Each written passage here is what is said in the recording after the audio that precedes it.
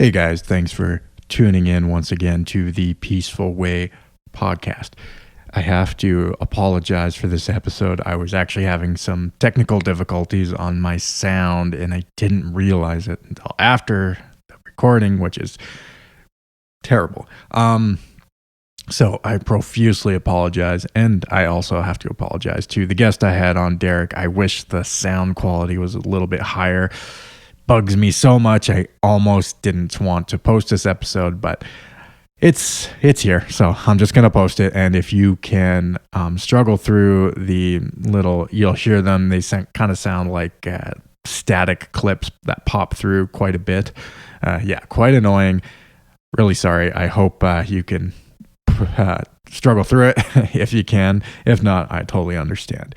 Anyways, the guest today I had a really great conversation with him. His name is Derek Kreider. He's the host and creator of the Fourth Way podcast. And it's sort of a Christian podcast where he examines things like pacifism, Christian nonviolence, Christian civil resistance, as well as some other topics like propaganda and stuff. He has a pretty extensive catalog, actually. So lots of good content for you to mine through if you're interested in checking out his podcast, The Fourth Way. And that's spelled as a word, not a number. Fourth, Fourth, The Fourth Way. You can find him on Facebook. His podcast page is facebook.com/The Fourth Way. He's also on x.com, at Fourth Way, at The Fourth Way, I believe, and it's just a number, not spelled out. You can also, his email is thefourthway@gmail.com, and you can email him or contact him there. So make sure you go check out his podcast and give him a rating and review. Let him know that I sent you there. So today we're going to be talking about pacifism. We're going to be examining pacifism, what exactly it is it practical, all that kind of good stuff. And he's very, very well read, and he's has extensive knowledge about the topic. And this is something I've kind of wanted to dive into a little bit, as this podcast isn't specifically a podcast about pacifism. I'm just more examining violence and the role of violence in society. But he, has a lot of thoughts specifically on pacifism itself, and I thought it would be good to explore that with him. So here is the episode with Derek Kreider from the Fourth Way podcast.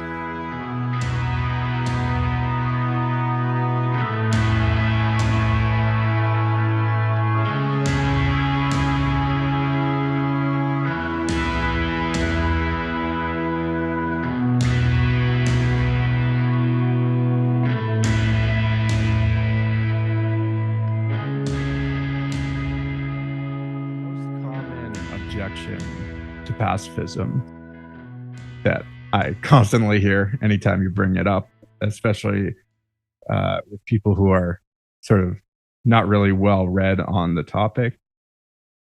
The most common retort that people come up with is, it's this or some variant of it. If someone broke into your home and tried to kill your family, would you just allow that to happen? Or would you violently resist them, right? It's something like that, or something to that effect. There's obviously variants. People will put spins on that, but let's just get that out of the way before we get into the whole topic of pacifism. How do you answer the objection if someone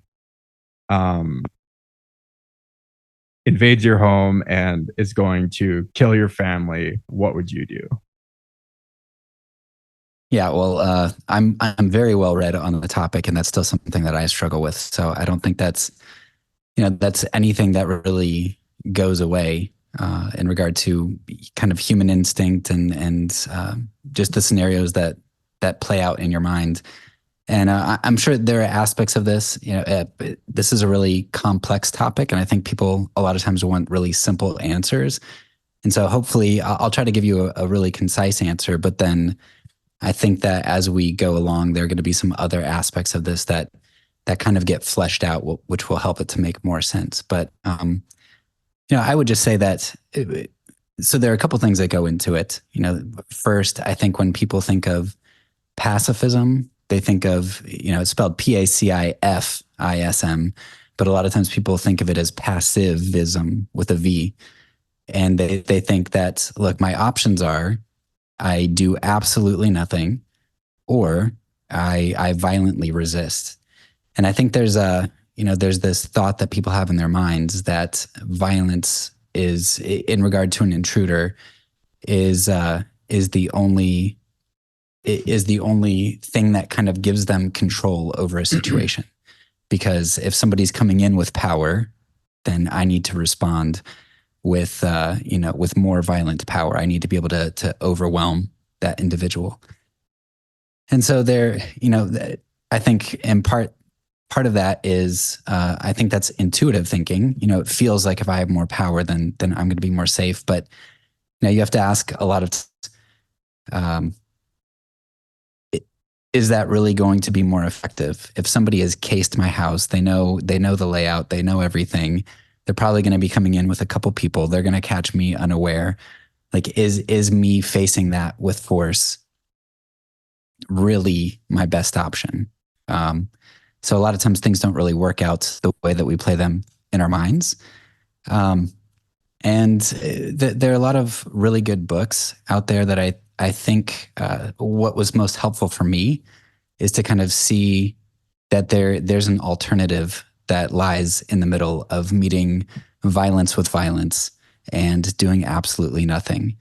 So Walter Wink's A Third Way is kind of a good, he provides a good structure for it. But then the books like What Would You Do by John Howard Yoder and Victories Without Violence, which is, I think it was written in the 1800s or early 1900s, but it just, Victories Without Violence has, I don't know, maybe 100 different case studies of what people have done in similar scenarios when somebody has broken into their home or threatened them with violence. And I think one of the things that you see is that a lot of times when you meet violence with violence, it ends up escalating the violence and it ends up producing worse results.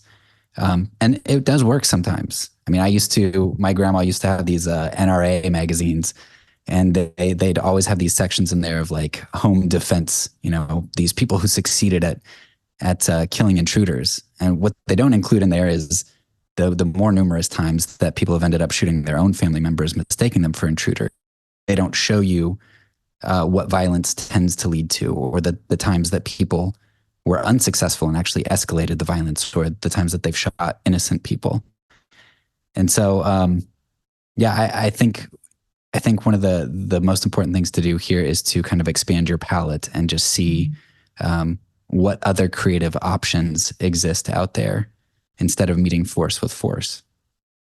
Absolutely. I think the problem, there's sort of maybe even a logical fallacy when we run these hypotheticals.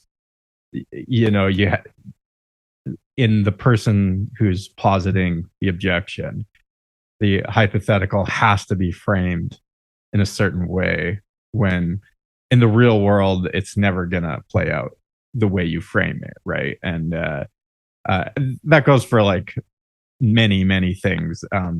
Often the way we frame our objections, it's sort of tricky because you're almost being forced into a corner to answer to something that has never happened or probably will never happen, or not precisely in the way that it's being framed. So I do think there's problems even with the question itself. But and that's all I have to say, like myself. And so just full disclosure here, some people mistake my podcast for like being a pacifist podcast. And that's actually not what it is. And personally, I don't identify as a pacifist, at least not like a universal pacifist. But like my podcast is I'm just more interested in the question of violence and what the role violence has in our society, right? And I think that's like, to me, that's kind of almost a more interesting question. But pacifism is still an important, topic to address, and nonviolent resistance and nonviolent techniques that people have used throughout history. And I've definitely covered that before. But whereas you yourself, I believe, if I'm not mistaken, you do identify as a pacifist. Yeah, I do, but there are always those extreme circumstances where it's like, man, I really don't know in that situation, Right. what I would do and such. Yeah, I think, and me too. It's like, I'm not sure.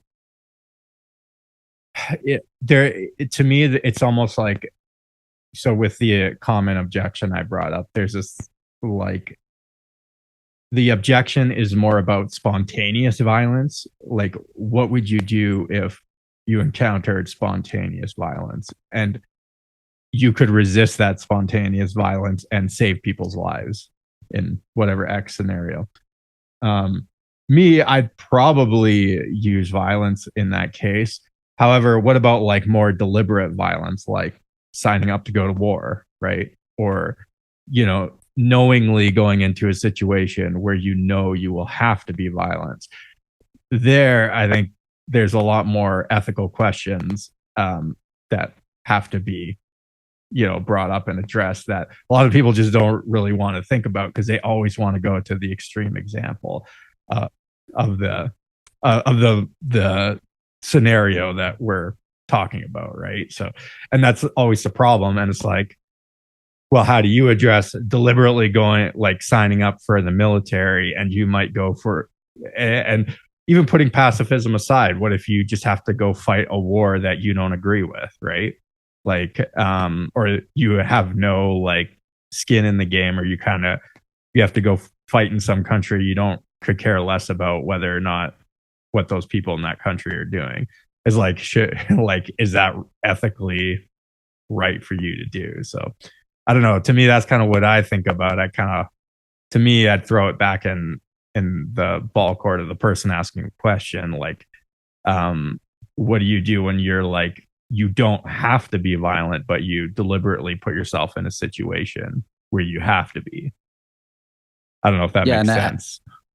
yeah, I think you bring up two really important things too, which is, I talked a little bit about the hypotheticals, but you're almost anybody will ever know the intent of the intruder coming into their home, right? So the chances, and then the second thing you touch on is not only hypotheticals, but the statistics and chances. What are the chances that somebody coming into my home is really seeking to come in and murder me? And how would I know that intent? By and large, you're not going to know that, and barricading yourself in your room and calling the police seems like a much better option than going out and meeting them. Like in all the movies you see, the dad gets the baseball bat or something, and it's like, why would you do that? Like, why would you do that? Right. Yeah. Yeah, it's true. It is true. But yeah, it's, again, I think like you kind of, maybe like you've kind of said, and I kind of feel similarly, like maybe, yes, there is that I could use violence, but I definitely am not looking for it. And I'm not, you know, I don't want to just have like a sort of attitude where I'm ready to make it happen at the drop of a hat. But again, yeah, it is what it is. I think let's define our terms though. I mentioned earlier like universal pacifism, and I've read a little bit about sort of different streams of thought in the sort of intellectual pacifism. How would you define the word? And is there like a universal definition, or is there like disagreement on it? Yeah, I mean, there's not that universal definition. I think no killing is pretty much like that's a universal aspect of pacifism. But some people would go to the one extreme of saying that you can't use any force whatsoever. Yeah. Other people would be okay with restraint. holding an aggressor down or whatnot.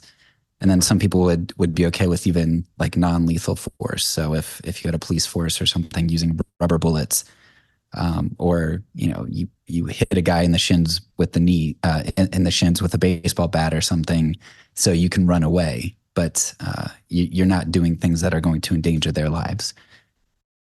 Right. So I think those are kind of the three main strands: no force, restraint, or just not lethal force. Do you like in your particular brand of pacifism, what do you feel like applies to you the best?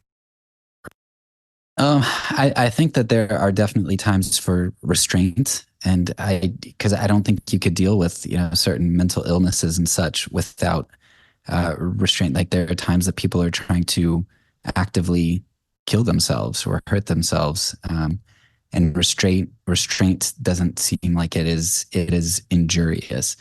Um, I could at least argue that it's non-injurious and it's actually helpful, whereas to kill somebody doesn't really help them.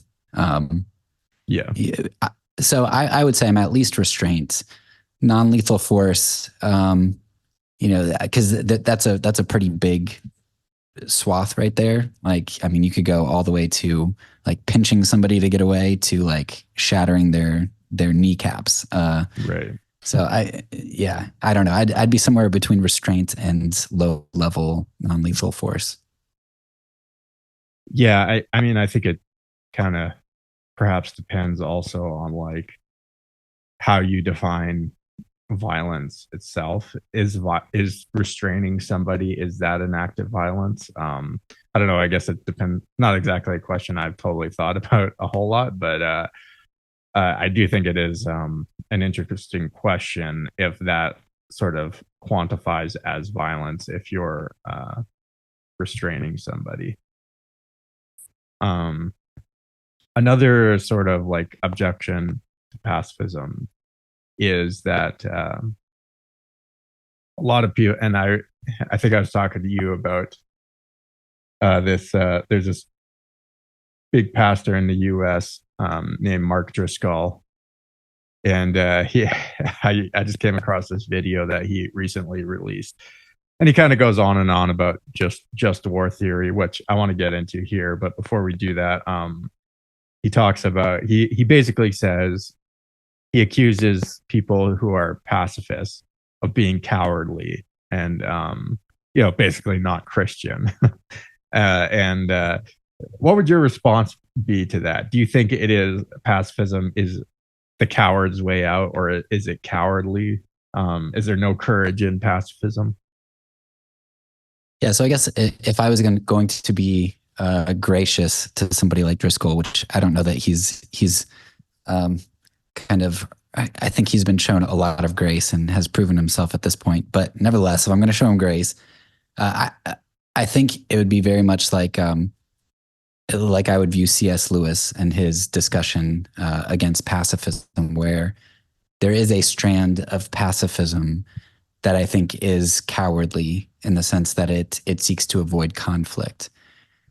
And so if you just say, well, basically use it like, well, we're not going to engage in that. We're not going to get involved in that because we can't use force.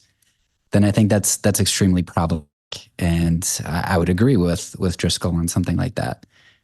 However, that is by and large not the way that pacifism works. I mean, you can look at somebody like Gandhi. Just go look at his Salt March, and or look at Selma. In Gandhi's Salt March, he told the people that were walking there, he said, look, you have to that when you go in there, they're going to beat you. He said, I don't want you to lift a hand. Like, you keep your hands by your side, because even if you lift your hand to block a club, then they're going to say, hey, they raised their hand, they were going to hit me. So I just did this in self-defense, which is what we see with the U.S. police force all the time. And so he and King and such, they said the same thing. Like, you look at Selma, or you look at the civil rights movement, you've got people who are just standing there and they get water hosed or dogs sicked on them or beaten with clubs. I think it's far less cowardly to go and face danger, life threatening danger head on without any arms, like saying, I'm going to lay down power and control and I'm going to face the full force of violence. That's much less cowardly than hiding behind a sandbag and popping up and shooting your bullet to try to kill the other guy. And I don't think either of those things are cowardly. I think soldiers have often have a lot of courage to go and face the enemy. But how much more courage would it take a soldier to run from behind that sandbag towards the enemy without a weapon? I think that would take more courage. Yeah, absolutely. There I think when people think like accuse pacifists of being cowardly, they're they're more thinking, I think what you were saying before was pacifism, where it's like you're just don't care to engage in any sort of conflict or dispute, and you're not willing to put yourself in any kind of danger, which is like the exact opposite of many pacifists that we've seen throughout history. In fact, some of them uh, are like incredibly courageous, not just the ones who will put themselves in harm's way, but even conscientious objectors and stuff like that who risk going to jail if they don't fight in a war. They have a lot to lose, right? There's a lot to lose for being a pacifist. It's especially at different times in history. If your country is in a war, it's a lot harder to be a pacifist, and you get socially ostracized, and you can even if you kind of read some of the history too, you can get fired from your job for not enlisting for the draft. You can have your bank account seized. You can go to jail. All those kind of things. So I definitely would quibble with that. I don't think it's cowardly, but again, it all depends on the sort of hypothetical you're setting up. Well, you wouldn't ever defend your family against someone violent. Well, yeah, maybe that would, if you just like ran away, maybe that would be cowardly. But it's a straw man, right? Like when people accuse pacifists of being cowardly, they're sort of relying on a straw man argument. Yeah, and even if we are going to be a little bit gracious, we could say, look, to say that about U.S. pacifists or a lot of pacifists in the West, I can understand why you'd say that because we're able to be armchair pacifists by and large. Yes. But that is very selective in choosing which eras you pull pacifists from, and which continents, which countries, because there are a lot of pacifists doing peace work in other warring villages and warring cities, and so I just think it's very conveniently so for the non-pacifist. Yeah, for sure. And like, do you think pacifism is practical? Does it actually change anything, or is it just an exercise in futility? Yeah. I mean, the thing about being practical is that everybody always wants to set up this idea of practical um, as being this objective measure. And it is objective in a sense, but only once you've established the ends that you have in mind. So, but really, it ends up being extremely subjective sort of idea. So, for example, like when you say or when non-pacifists say pacifism isn't practical, what do they mean? Well, do they mean like it's not practical for the short-term good, or it's not practical for the long-term good? Take the United States war in Iraq, both of them, right? So they toppled Iraq in the 90s, and then within a couple decades, 1-2 decades, they're back in Iraq. And okay, well, they get Saddam that time. Well, what's going on in Iraq now? Well, then you had ISIS, and you have just a whole lot of death and disunity at the moment. So was there any good done in the short term? Sure, we won. Okay, we defeated the Iraqi, whatever, with Kuwait and oil and um, okay, but there was some short term good done, and good done largely for big oil and corporations and things, and the military industrial complex. So who was the good for? Was it short or long term good? Depending on what your measures are, Yeah, maybe that's going to some determine. factories in Michigan who got to build Yeah, some weapons, right? Some yeah, but employees there, right? It's like, yeah, that's not yeah, is really is there like a, peace there today? yeah, No, not at all. So by being practical, do they mean you have control, or by practical, do they mean it brings peace? Those are two different questions. And Erica Chenoweth wrote a great book, why civil resistance works, I believe, and she goes through like objective measures of what brings statistically longer term peace, and it's not violent conflict or what constitutes success, right? Is it I would see all the time during the wars, like the 2,307th soldier, U.S. soldier dies. Well, great. That's success for us when you compare it to how many Iraqis died. But is it really success for humanity? That Madeleine Albright's famous quote when she was asked, we've heard that 500,000 Iraqi children have starved. Like, is that worth it? Is the price worth it? And she's like, yeah, for us, we think it was worth it. Well, yeah, it's worth it for 500,000 of them to die so that I can have cheaper gas in my car, or so I can, whatever. But yeah, but practical towards what end? yeah, yeah. I mean, also just the fact. I mean, we already, you mentioned Gandhi before, and Martin Luther King. I think those are sort of the two biggest examples of people engaging in pacifism and actually bringing legitimate change to the society they were trying to affect. And I have actually referenced Chenoweth's book on here in the past as well and read it. And I think she makes a pretty strong case, especially in the last 100 years, for um, that the outcomes overall tend to be better with nonviolent resistance as opposed to violent resistance. And I think there's a strong sort of empirical case uh, for nonviolent resistance.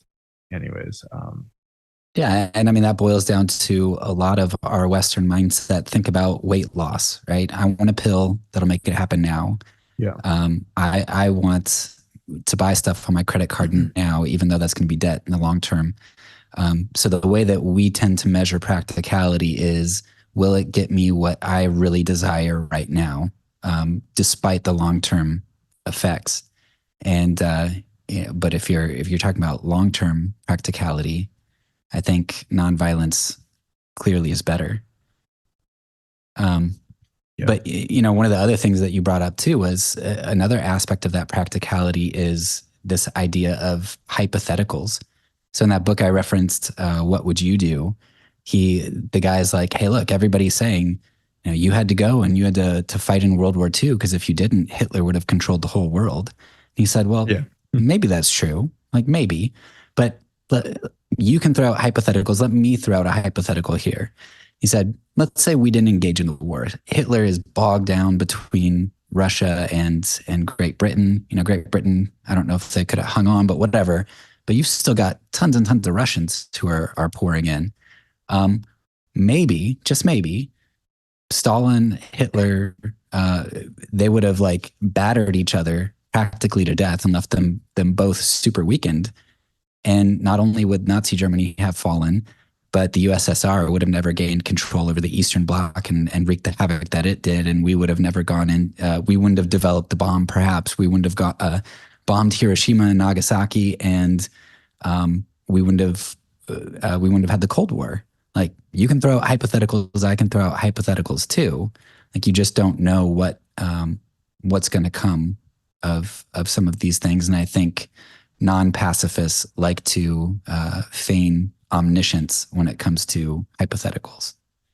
Yeah, and I mean, I mean, don't get me started on World War II revisionism here. I've read a few World War II books, and I definitely become more and more skeptical of the official narrative the more I read it.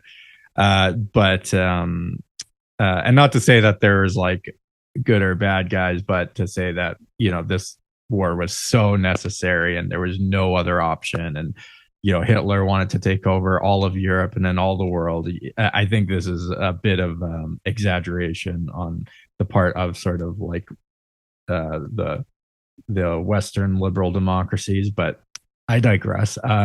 Yeah, I agree. It's hard. It's like always hard to argue the alternative, right? Because uh, we don't have like an alternative universe to compare it to. So it can never be like scientific the way that people want to argue that it can. It's just not. um, but anyways, Well, this also can I kind of tap into your yeah, sure, go can I ahead. tap into your World War II knowledge here Yeah, for a second? sure. Okay, because one of the things that I think is also helpful is you got like somebody like Aiden Ball says, in regards to practicality, he says, "Hey, look, I don't know what nonviolence is going to get you for sure, but I know what violence is going to get you." So, how many people died in World War II? Like civilians, Yeah, I think if you military, add every. up all the numbers, it's somewhere in the ballpark of 60 million, you know. Okay, I Yeah. thought it was higher, but yeah, I'm sure you're right. So, 60 million people. I mean, I mean that might be you, conservative, but yeah, it's pretty it was pretty it's the worst bloodbath easily in the history of our entire species.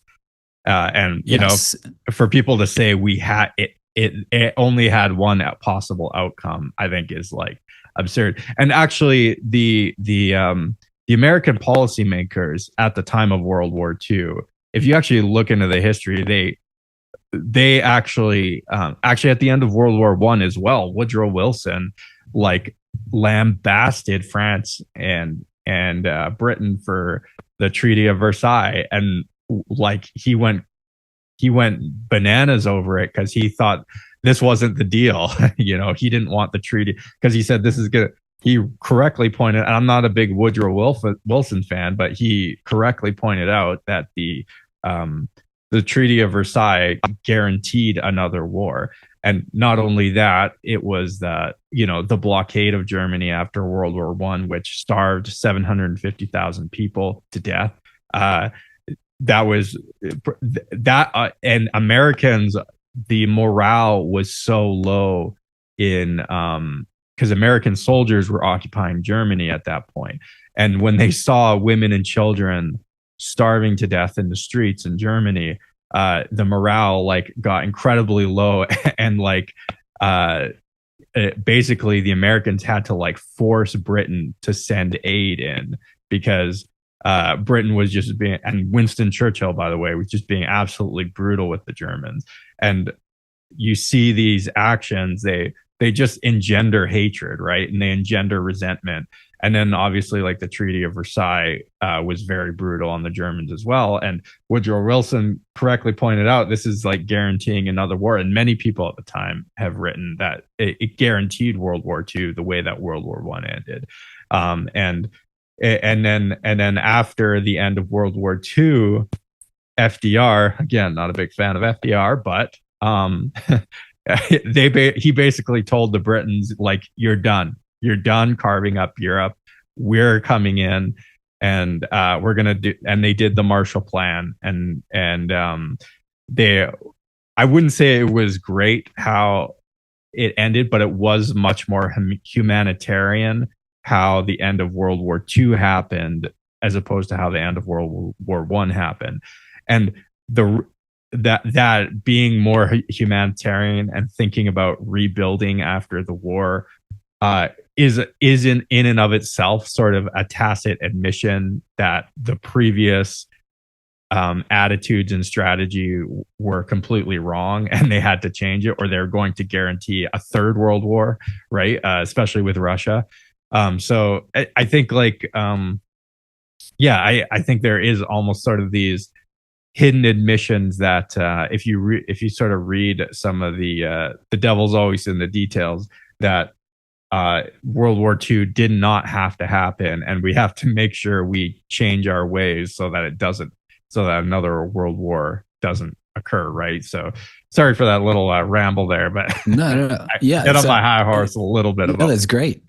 And so the question is, you painted a good picture. The question would be, uh, is that a target that nonviolence could have hit? Not killing 60 million people, not producing a famine, not producing a second world war, not creating the USSR, not creating a nuclear Cold War. Yeah, Do you yeah, think? I mean, that's a really low bar yeah. to hit, right? I, So yeah, these hypotheticals are I ridiculous. I agree, but I'm totally with you there. Like, uh, you know, the hypothetical can just be thrown back in the sort of the defenders of these wars right in their face and be like, well, like you can't sit here and tell me that this amount of death and destruction and hell on earth was like worth it. Like, uh, I don't, and I think like what you said is absolutely correct that Germany, and possibly actually Poland and Italy would have gone to war with the USSR, and then they would have. It would have been that would have been a terrible war as well, but it probably wouldn't have been as terrible as World War II. But anyways, I digress. But this sort of dovetails nicely into like kind of another question that I have with pacifists. So like for the state itself, um, the sort of common definition of what makes a state is that it is the organization that has the legitimate monopoly on the use of violence. In your mind, does this make the state or statism, however you want to put it, like incompatible with pacifism? Like, can you be a principled pacifist and still work in the government, or even vote for that matter? I don't know if you had any thoughts on that. Yeah. So I never thought I'd be a pacifist. I grew up loving guns, and I mean, I still like to shoot them. I don't shoot them, but I love to. They're just fun, and I love the idea of self defense and the army and all that stuff. So I never thought I'd be a pacifist. And then, of course, even dumber than pacifism is not having a government or not supporting your government. But once I came to realize that I think pacifism just makes logical and theological sense, then the natural thing that follows from that is, well, but that's what governments do. Like that's essentially all that they do is they legislate at the point of at the end of a barrel of a gun. And it seems to me like if you embrace pacifism, then you have a hard time not also embracing some form of anarchism, or non-statism, whatever you want to call it, if that's less harsh. So yeah, but I think you can do it the other way around and say that the state is bad, but think that violence is okay. But I don't know how you deal with being nonviolent and then also saying that you can participate in the state. Sure, there are difficulties in figuring out where that line is in terms of complicity. For taxation, some people would choose not to pay taxes because I know where like my taxes as an American goes to fund war, or something along those lines. But if a thief comes into your house and points a gun at you and tells them to give them your money, I don't find myself complicit in giving the thief money. He's threatening my life. So I'm okay with paying taxes, even though I don't like where they go to. But some people aren't, and I get that. I was a public school teacher.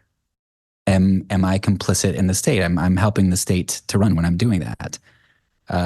I don't think I was. I think I'm educating kids, but I think there are things that the public school incorporates that could make me complicit. I would not go into school anymore like we used to do the Pledge of Allegiance. like my last year there, as I'm kind of thinking through pacifism, I'm like, oh, this is kind of gross. And I stopped pledging, and that's something that I would not do. My own kids, I would encourage not to do the pledge in school and all that kind of stuff. But I think there's a line, and I think we need to be gracious in terms of where that line is. But I certainly think that complicity with the state really goes against the idea of pacifism. Absolutely. Yeah, I've kind of run into squirrely situations with that myself. Like I know, like my church, they'll do like the national anthem, the Canadian national anthem on Canada Day, or if the Sunday falls before Canada Day, they'll do it that Sunday. And I find myself, I'm just like, I don't think we should sing the national anthem as personally, as not just a person who adheres to nonviolence, but just as a Christian. I don't think we should have any higher loyalty. And I feel like singing the national anthem is almost like a worship song to the state and the nation. And I just don't agree with it. So I just like sit it out. Like I don't come in until, and I don't want to make a scene or anything, right? Like I'm not going to sit down while everyone's standing to sing it. I'll just sit outside of the service until it's over, and then I'll come in. But that's just like something, it's like a personal conscience issue for me. But uh, little things like that. Like how far do you want your participation to go? Do you want like your heart and your spirit to like be pledging allegiance to these things? And I'm with you like 100%. I think Christians should not be making any pledges to anything other than Christ, But that's just me. But I guess that brings like the question: what role does nonviolence or pacifism play in Christian theology writ large? Like, is it a small component, a large component? Is it largely ignored?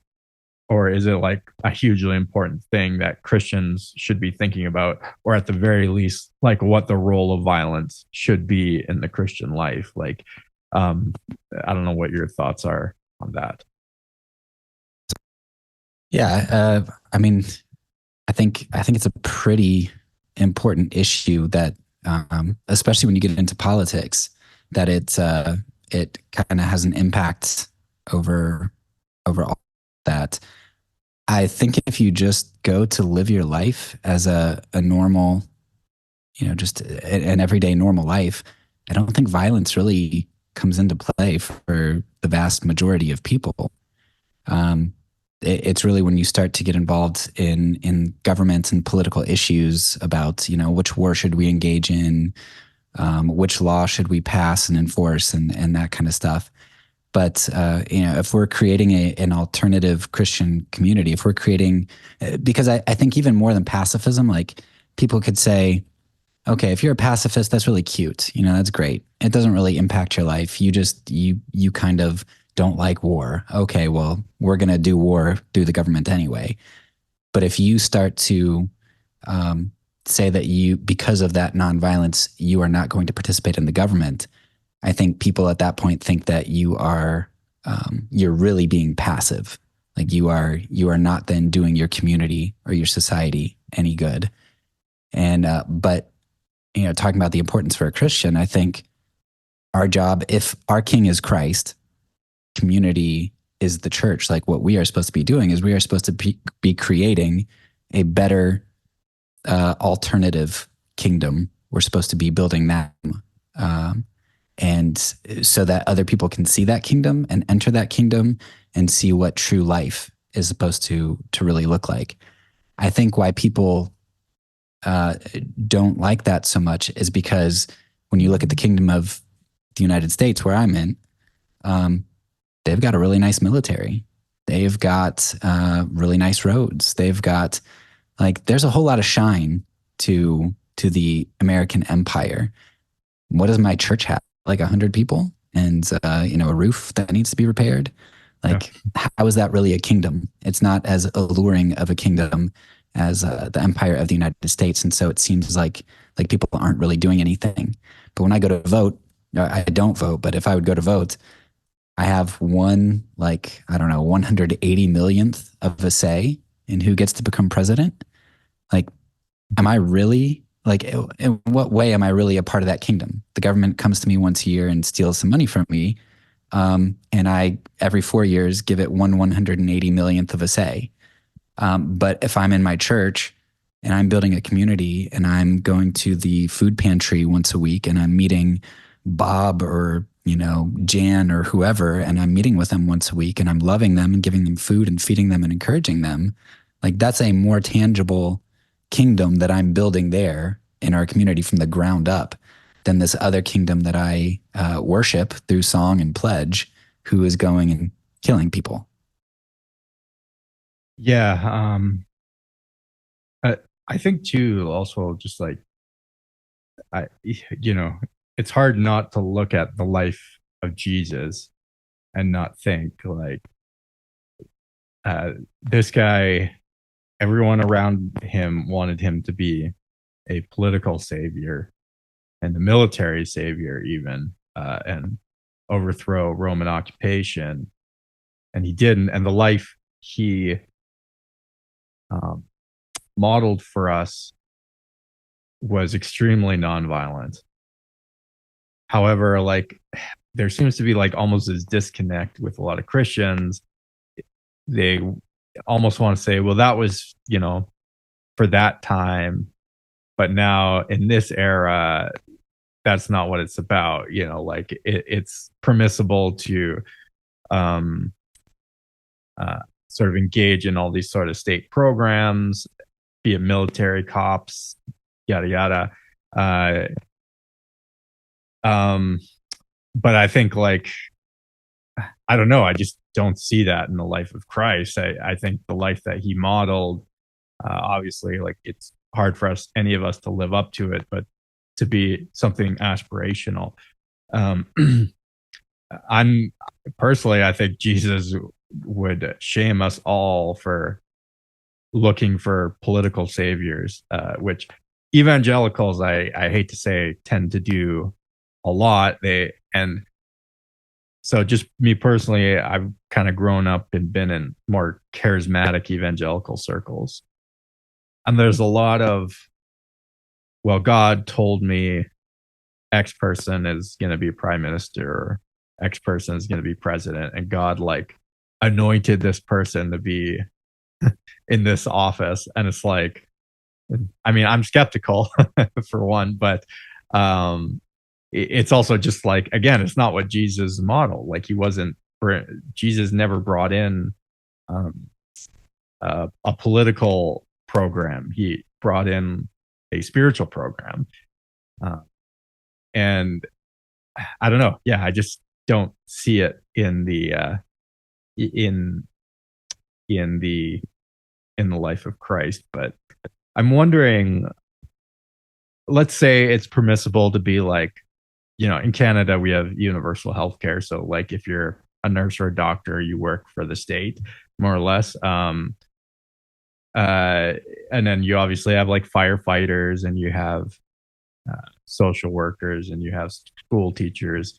We're all in some form or another employed by the state. And we could maybe argue, well, that's like permissible.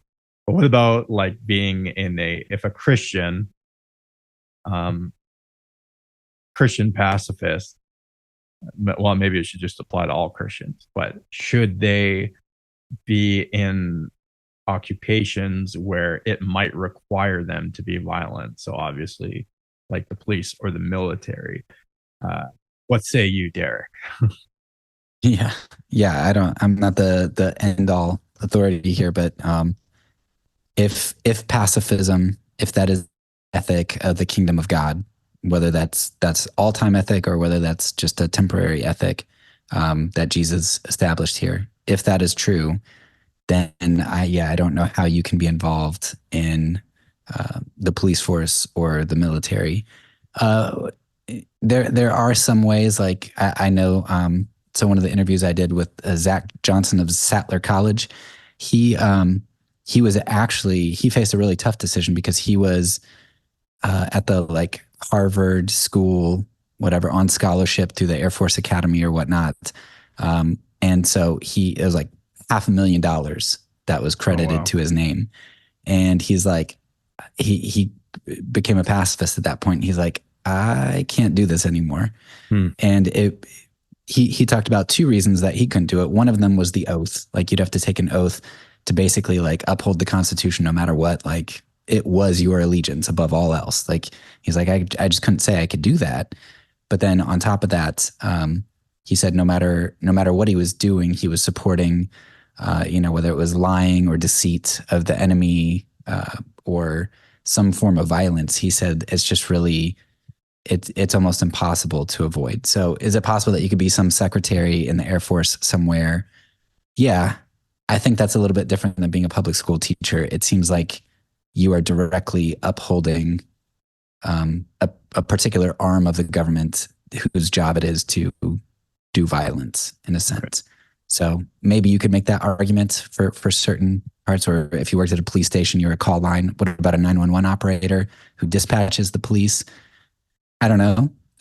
That seems like it would be more of a conscience thing. Yeah. But I think it should largely be avoided. Yeah. On your podcast, have you addressed much of violence in the Old Testament and examined any of the sort of objections there? I think so. My only season on pacifism was my very first season, and so I was just kind of getting my feet wet in it.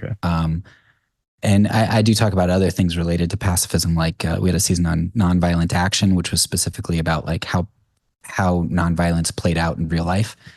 But there was an episode or two where I touched on it a little bit, but maybe part of the reason I don't want to touch on it is because I still find it rather difficult to figure out where I land. I can articulate the two viewpoints that exist, but figuring out where I land is difficult. Well, how would you articulate those viewpoints? Okay. So the first way, I think you can be more of a conservative, more leaning towards fundamentalism, and be a pacifist where be more dispensational. You'd say something to the extent of like, in the Old Testament, God, he instituted violence for whatever reason, and he has the prerogative to do that. So the example that I like to give is in our house when our daughter was 5 years old, she wanted to make eggs for herself, and so we said, okay, that's great. You can make it by yourself, be independent, but you have to get permission from us because you can't use the stove on your own, right? And she would make it under our supervision. We had the prerogative as parents to give her permission to do that. It was an amoral thing to use the stove. It was immoral if she used it without our authority, but it was moral if she used it under our authority.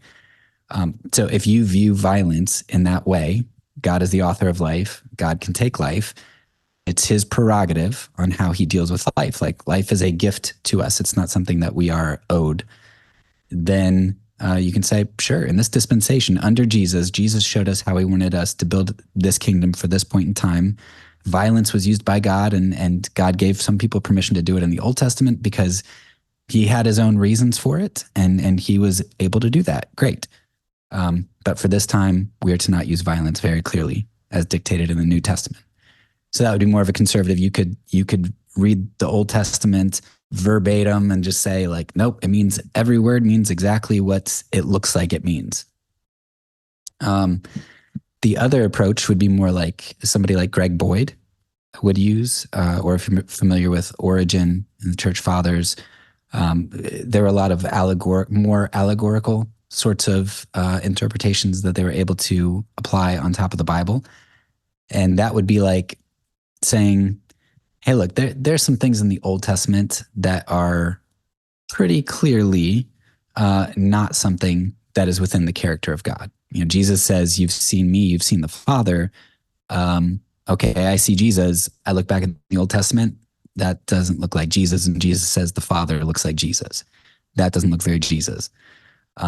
So what must have happened is that some of the authors, they thought that, hey, you know what? God is directing me to do this. I mean, look at Israel Palestine today. Look at what some of the Israelis are saying in regard to their directive from God to do horrible things. That is misguided. And so some of the Old Testament writers, they had good glimpses of God, and they had glimpses of God that they thought they were interpreting him correctly, but they didn't really know his heart yet because Jesus hadn't come and truly revealed the Father face to face. And so we need to use Jesus as a Christocentric hermeneutic. We need to look at the cross, look at Jesus. And then when we read the Old Testament, we don't read Jesus in light of the Old Testament. We read the Old Testament in light of the true revelation. Hebrews says that Jesus is the ultimate true revelation. We saw dimly, now through him we see clearly. And so we have to use him as the lens through which we interpret the Old Testament to determine where there's humanity that God worked with but left in, and where there's divine spirit speaking through those humans. That's a more uncomfortable approach to take, because that seems to make the Bible really subjective. Of course, if you don't think fundamentalism and literal interpretation is subjective, then you haven't been around Christianity very long too, because taking the Bible literally, quote, is still a very subjective endeavor. So there's a lot of discomfort in that second approach, and that's hard for me to work through, figuring out where that line is. Yeah, absolutely. Yeah, I think it's the Old Testament. I mean, it's hard enough with the New Testament, but at least like a lot of the New Testament is written in Greek and in the Hellenized period. And I think, not to go too off the rails here, but I think that it's a little easier perhaps for like modern translators and even the modern Western mind to understand the New Testament. I think just because of the language and the period it was written in, because we are ourselves are products of Greek society and philosophy and culture, right? So it's a little easier for us. Whereas like the Old Testament, a lot of it was pre-Greek and this sort of Near East philosophy and mentality. So it's a lot harder to read it and put it through the prism of our sort of Western Greek Hellenized understanding of the world. So I think it gets incredibly tricky with the Old Testament. However, I will even say with the Old Testament, it's not like there's never instances where Yahweh doesn't he says things like he detests violence and he abhors men of violence and things like that. And it's not like even though yes, Yahweh commands or appears to command the Jews to kill entire swaths of people, it doesn't seem like it's necessarily for I don't know how to say it. It doesn't seem sorry. Sorry. It doesn't seem as as people make it out to be. Yeah, exactly. So yeah, he's not just this like bloodthirsty thing. And it's also, if you compare Yahweh to, if you do some studies about the other gods that were worshipped in that period, I mean, you want to talk about violence. You don't even understand the worship of the Baals and of Asherah and Molech and figures like these. They were, if you read some of the scholarship on these other contemporaneous Near Eastern religions and the Egyptian cult too, it was just like, it was unbelievably horrific. And Yahwehism appears way more civilized and less barbaric, right? So I think there's you got to keep that in the back of your mind as well when you're reading those. Again, not to get too much in a rabbit trail, but it does seem like the Old Testament is evolving.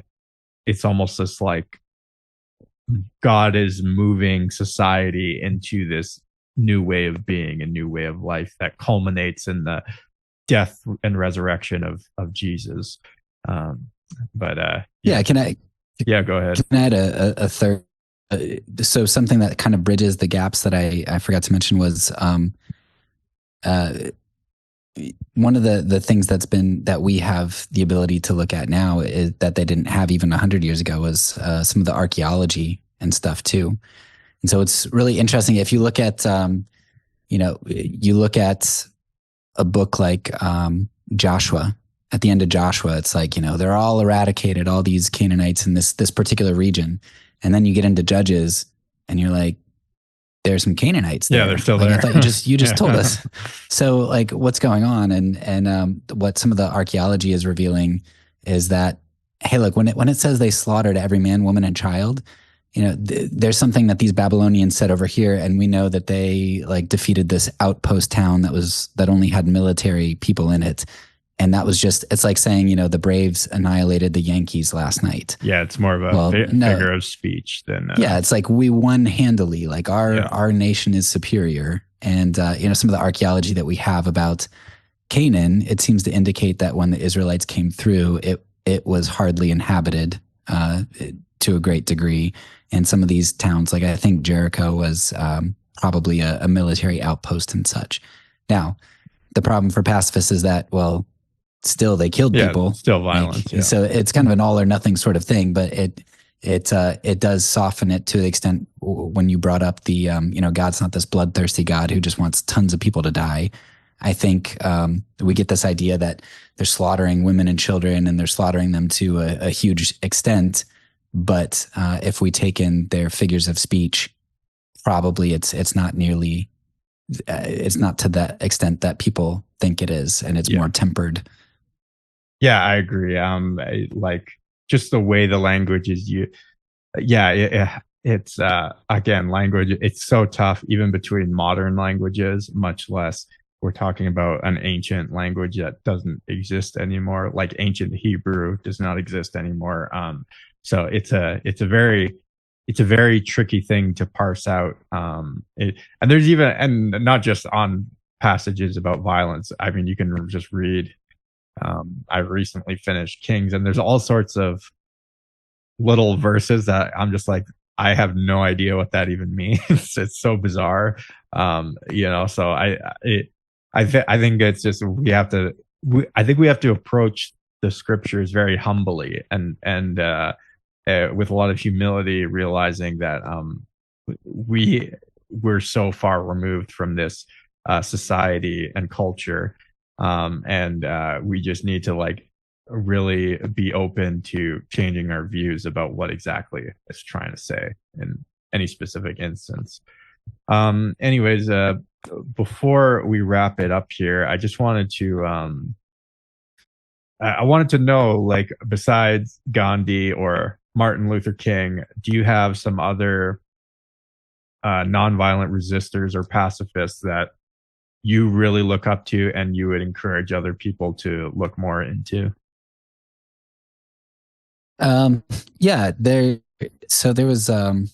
a website called Waging Nonviolence, and through them they had a podcast come out. I think it was called City of Refuge Podcast, but they have like an 8 or 10 part series on this guy named Andre Trocme, who was just a pastor in La Chambon, France. And it just talks about how his village, like through him and his influence, his village saved, up to 5,000 people. I think it's anywhere from like 2,000 to 5,000 Jews who, at the risk of their own lives, they harbored them. So that individual is somebody who I find really encouraging. And then there are actually quite a lot of stories from World War II of nonviolence in some of the Scandinavian countries. But one of the most interesting, this isn't an individual, but Bulgaria, I think they actually ended up with a larger, even though they were Axis controlled, they ended up with a larger population of Jews at the end than they had at the beginning. Because their like Orthodox priests were laying down on the tracks that were going to take out the Jews, and they'd like stick their necks on the tracks so the trains. Wow. The trains could go, and you're like, why wouldn't the Nazis just run over the priests? But they didn't. And so there's quite a lot from World War II. But Andrei Trocmé is one who is really interesting. Everybody goes to Bonhoeffer. Yeah. But, well, maybe another guy who doesn't get as much recognition as Bonhoeffer, but maybe he should. I don't know if you're familiar with Martin Niemöller.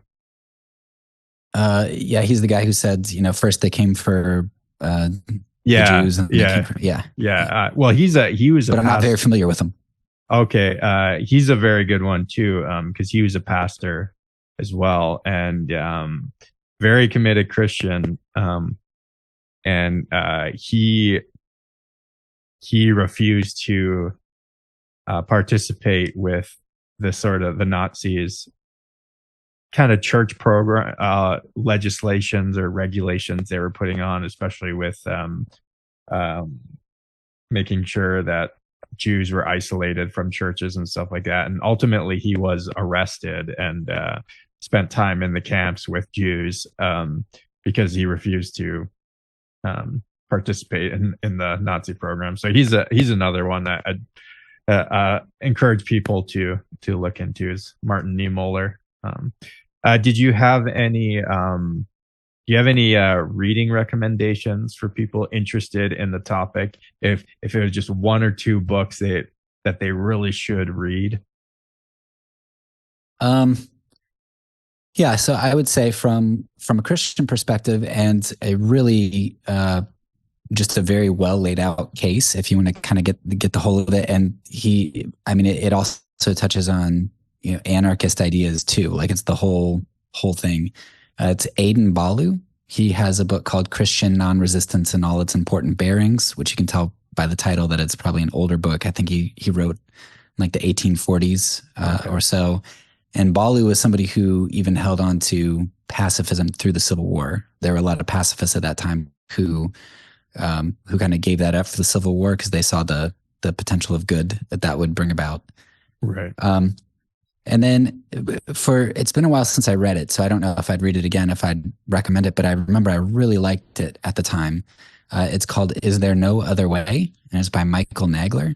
And I don't think he is a Christian, so that would give you more of a secular view, but it was a really helpful and insightful book, and he's going to give you lots of different examples and ideas. Sweet. And like other than the Fourth Way podcast, which is a great resource if you're interested in pacifism or nonviolence resistance, especially Derek's first season there. Is there any other like media, like lectures, movies, music that you think dovetails nicely or presents the ideas in a good way? Honestly, like there isn't much out there that I found on nonviolence, specifically waging nonviolence. I think they do some podcast things, but I don't think they have a specific podcast on what that comes out in series. Most of what I've listened to have been more like anarchist sorts of things, like anarcho-Christian or the Bad Roman. Which they also touch on nonviolence at times, but there isn't really much out there that I've found on nonviolence specifically in terms of audio formats. Yeah, fair enough. Cool. Well, thanks for being on the show with me today. Yeah, thanks for having me.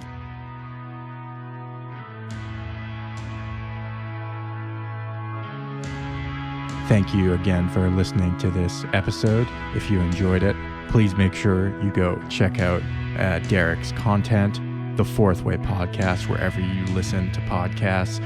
And he's on Facebook and x.com. Reach out to him. All the stuff will be in the description of this episode. Thanks. Have a good one. Peace.